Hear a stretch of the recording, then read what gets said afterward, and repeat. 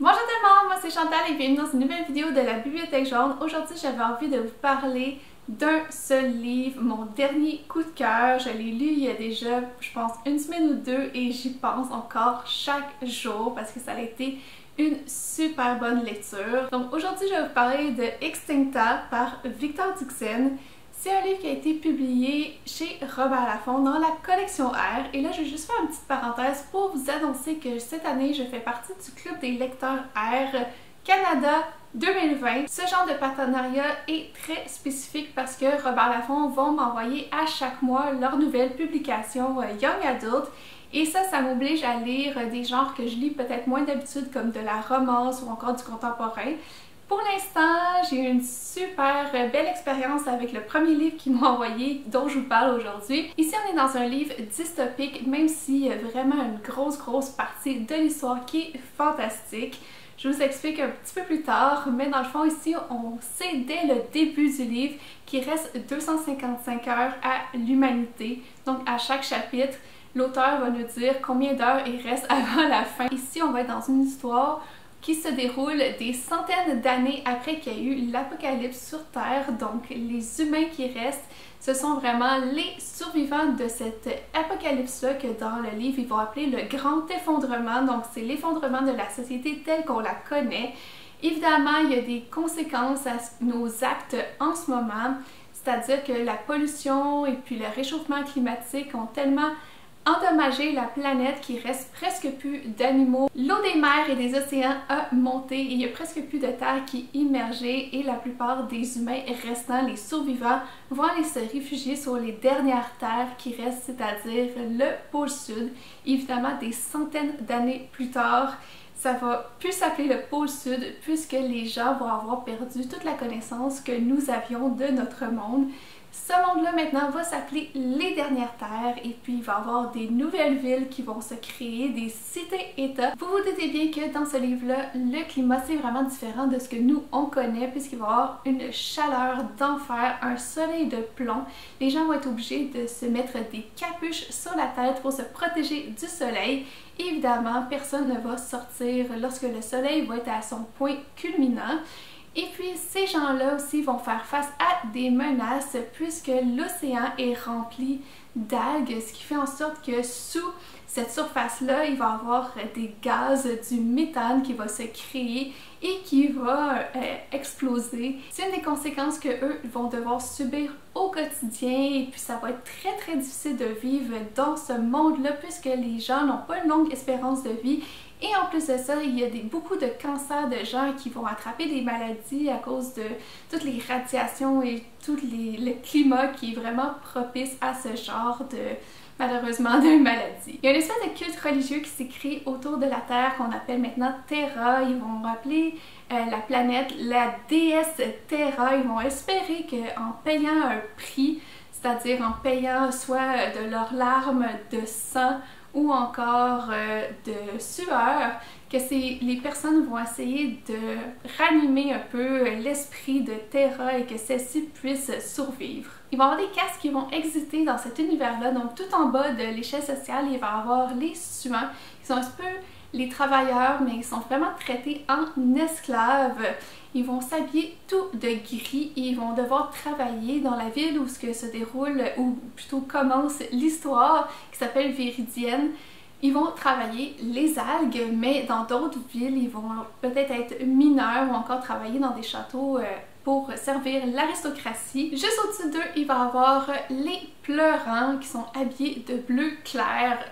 Eux, ça va être les religieux de ce monde-là qui vont pleurer les espèces disparues, les espèces animales, qui vont appeler species extincta. Donc ils vont connaître tous les noms des animaux en latin et toute la journée ils vont répéter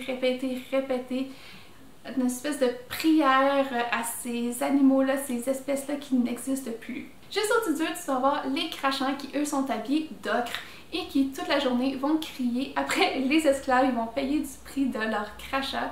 Et ça va être vraiment des gens qui sont très difficiles à vivre et qui sont très durs avec les suants. Et juste au-dessus d'eux, il va y avoir les saignants qui, eux, sont habillés en rouge.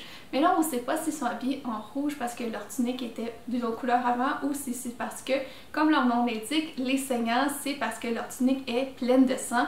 Eux, ils vont payer le prix du sang, ça va être un peu les guerriers, les soldats, eux qui vont vraiment diriger l'ordre et qui vont aller se battre contre les cités-royaumes ennemis. Tout en haut de l'échelle, il va y avoir les Apex qui, eux, sont la royauté. Ils sont placés au-dessus de tout le monde puisqu'ils ont une particularité spéciale qui se régénèrent plus vite. Leur corps est vraiment bien en santé et ils guérissent vraiment vite de maladies. C'est assez étrange, il y a un gros mystère qui plane au-dessus de cette caste-là. Aussi, ils vont avoir les cheveux violets et les yeux violets. Et on ne sait pas pourquoi, du moins pas au début du livre. Dans cet univers-là, les enfants ne sont pas nommés jusqu'à temps qu'ils atteignent l'âge de 3 ans.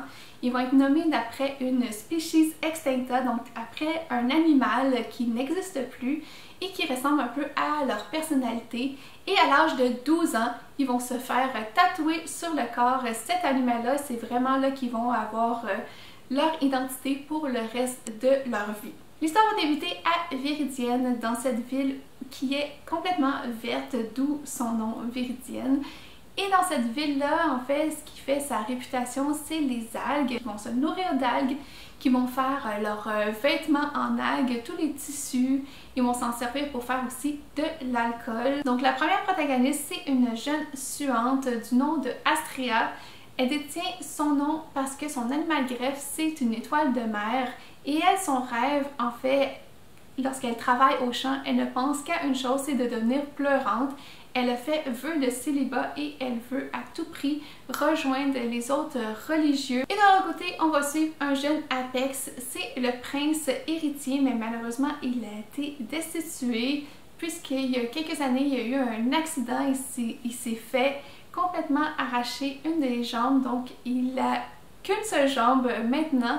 Et ça, c'est vraiment une honte pour la famille royale et du coup, ils l'ont vraiment caché au château, même que le peuple entier pense que le prince est mort. Il s'appelle Océrian et son animal greffe est le narval. Un beau jour, alors que Astrea travaillait au champ avec son grand frère Palémon, ils vont voir arriver au loin une grande menace, c'est-à-dire Méthana. Comme je vous expliquais plus tôt, Méthana, c'est vraiment le méthane qui va s'abattre sur toute la côte.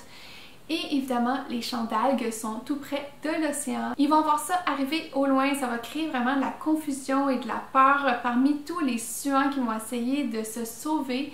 Et profitant de ce chaos-là, Palémon va sortir une arme et il va attaquer un des crachants. Mais malheureusement pour lui, il va se faire traiter de terracide. Donc terracide, c'est vraiment les gens qui commettent un crime contre Terra, soit en possédant du métal, en mangeant des animaux ou en tuant les peu d'animaux qui restent encore sur les dernières terres. C'est vraiment le pire crime que peut commettre quelqu'un. Et Palémon va être accusé d'être un terracide puisque son arme, la lame, était en métal.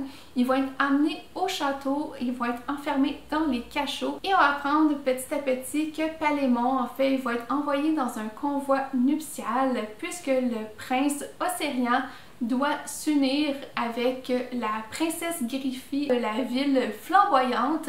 Il n'y a vraiment pas son mot à donner là-dedans, il trouve ça vraiment injuste de devoir juste suivre les ordres de son père. Et la nuit, juste avant où ce que le convoi nuptial est censé partir pour Flamboyante, Océrian va se sauver, va se déguiser dans un costume de crachant et va essayer de s'enfuir du château. Mais malheureusement, il va tomber sur Astrea, qui, elle, était venue essayer de sauver son frère. Malheureusement, elle va se faire découvrir. Ils vont voir qu'elle n'était pas la pleurante pour laquelle elle s'était fait passer. Et elle va kidnapper le prince pour essayer de l'échanger contre son frère un peu plus tard. Mais malheureusement pour eux, le roi de Viridienne va envoyer le jeune frère de Océrian à sa place et le convoi nuptial va partir parce que c'était vraiment une volonté de son père de s'unir avec la ville de Flamboyante. Voyant cela, Osirian va se poser des questions et va se dire que finalement c'était peut-être pas juste parce qu'il voulait mettre de côté son fils aîné, mais c'est parce que c'était vraiment important pour lui. Donc ça va être un peu une course-poursuite pour le reste du récit puisqu'ils vont essayer de les rejoindre à pied alors que le convoi nuptial est tiré par des centaines et des centaines de Suans. Ils vont essayer vraiment de rejoindre ce convoi-là avant l'arrivée à Flamboyante pour faire l'échange entre Palémon et Osirian. Et à un moment donné, ils vont s'apercevoir que, évidemment, la fin du monde arrive. Mais bon, là, je vous en dis pas plus, je vous en ai déjà dit beaucoup. Et je vais passer à vous donner mon avis sur le livre. Pour moi, c'était mon premier Victor Dixon. Et j'ai vraiment pas été déçue, donc j'ai pas lu Phobos, ni Cogito, ni Animal, mais ça me donne vraiment envie de découvrir ses autres romans. Premièrement, je sais pas si c'est parce que j'ai lu beaucoup en anglais dernièrement, mais je trouvais que l'auteur avait une plume incroyable. Déjà, il a créé un monde de toutes pièces. Et juste les noms des villes sont tellement poétiques. Donc on va voir Souffnance, Pluvieuse, Brumeuse, Opaline, Chromaline. Tous des noms qui évoquent des choses tellement belles. On peut tout de suite imaginer l'ambiance de la ville juste avec son nom. Et ça, je trouvais que c'était vraiment un bon moyen de différencier un peu les cités-états. Il y a vraiment beaucoup de villes. Le monde est quand même assez vaste pour les dernières terres, si on veut. Et chaque cité-état va avoir, dans le fond, ses caractéristiques propres et ça va être différent. Ce qui fait que tu as vraiment envie de découvrir tout l'univers. Ils vont chacun leurs coutumes et leurs moyens de subsistance, un peu de qu'est-ce qui tire du peu que la terre peut leur donner encore. Ils vont avoir un peu tous aussi leur manière de vénérer Terra. Et ça, j'ai trouvé ça incroyable, mais quand tu lis les remerciements à la fin du livre, l'auteur dit que ça lui a pris 10 ans de créer cet univers-là et je pense que ça se transmet hyper bien puisqu'on ressent vraiment que c'est un monde qui est hyper recherché et hyper creusé. Ensuite, j'ai trouvé que les protagonistes étaient vraiment différents des clichés qu'on a normalement dans les livres Young Adult. Premièrement, on a Astrea qui est hyper badass alors qu'elle veut devenir religieuse, elle veut devenir une pleurante. Et pour elle, elle a vraiment en horreur tous les Terracides. Et au cours de son voyage, elle va vraiment commettre un peu tous les crimes qu'elle dénigre. Et ça va faire en sorte qu'elle va remettre en question un peu tous ses actes et toutes ses croyances et toutes ses valeurs. Donc ça, j'ai trouvé que c'était déjà un super beau cheminement psychologique. Et aussi, de l'autre côté, tu as Osirian qui, lui, est un prince. Mais il est hyper sensible. Il a vraiment une sensibilité à la beauté de la nature que les autres n'ont pas. Et aussi, ce qui est drôle, c'est que les rôles sont un peu inversés. Puisque c'est la fille qui va kidnapper le gars, dans un certain sens. Donc la fille est vraiment plus badass que le prince héritier. Et ça, j'ai trouvé ça hyper rafraîchissant. Et évidemment, il va y avoir une espèce de petite romance qui va se créer entre les deux. Et bon, je vous en dis pas plus, mais c'est pas une romance qui était trop accablante, qui prenait le dessus sur l'histoire. Normalement, j'aime pas trop les romances, puisque souvent ça va prendre vraiment le dessus sur le monde, sur l'univers, sur l'action. Mais ici, c'est vraiment un ajout et tu vas avoir vraiment des valeurs qui vont se confronter et des manières de penser aussi très différentes. Donc ça pour moi, c'était encore une fois une belle manière d'amener une évolution psychologique entre les personnages. Il y a beaucoup d'action dans ce livre-là, il y a toujours quelque chose à découvrir, que ce soit une ville, un personnage, il y a des actions, il y a des catastrophes naturelles qui arrivent et la fin m'a complètement pris par surprise parce qu'il va y avoir une grosse révélation et là on va remettre un peu tout en question, on va un peu essayer de comprendre tout ce qu'on a lu auparavant. Aussi, j'ai trouvé que ça faisait énormément réfléchir puisqu'on vit en ce moment une espèce de début de changement climatique à cause de la pollution, à cause de l'action humaine. Et là, on voit ce que ça donnerait si on extrapole à l'extrême, dans le fond, tout ce que nous, on vit, si on le place 500 ans plus tard, qu'est-ce que ça pourrait donner? Il y a une grosse partie du message de ce livre-là qui est vraiment l'auteur qui nous met face à nos actions et puis ça fait vraiment réfléchir. On ne veut pas du tout vivre dans le monde d'Extincta avec plus d'animaux, un soleil de plomb, un environnement désertique. Franchement, ça fait pas du tout envie. Pour moi, c'est vraiment une lecture que j'ai trouvée incroyable. C'est un livre unique avec un univers complet sans être trop complexe. Je sais que ça peut paraître un petit peu intimidant d'avoir tout un système de caste, un système politique avec une nouvelle cartographie à apprendre dans une certaine mesure. Mais croyez-moi, c'est vraiment pas le livre le plus compliqué que j'ai lu et passé peut-être les 100 pages.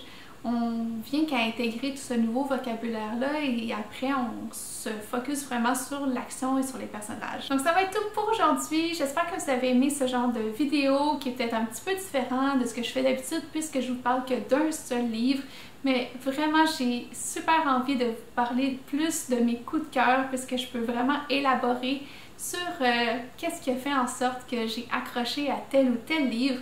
Donc vous me direz si vous avez lu Extincta de Victor Dixon dans les commentaires ou si je vous ai donné envie de la lire, ça me ferait super plaisir de savoir. Et nous, on se revoit bientôt dans une prochaine vidéo et d'ici là, je vous souhaite de bonnes lectures. Bye!